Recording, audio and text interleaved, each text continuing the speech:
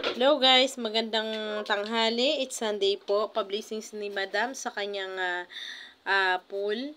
Ayan po at kauna-unahan ng dalawa na naglaro sa pool. With jacuzzi po yan mga mamshi. Ayun si Alteme. Hindi siya mga mamsi nagpapigil talaga. Ngayon lang kasi yan sila nakaligo mga mamshi ng swimming pool.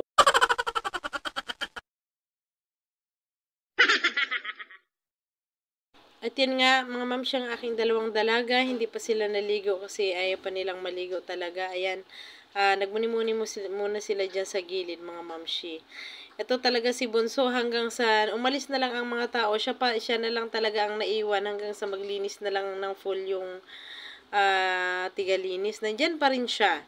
Ayaw pa rin talaga niyang umahon. Ewan ko ba, matakaw kasi itong batang to sa tubig. Ayan po ang jacuzzi, mga mamshi. Diyan po ako nagtatrabaho sa pulayan. Kaya libre po yan silang maligo dyan.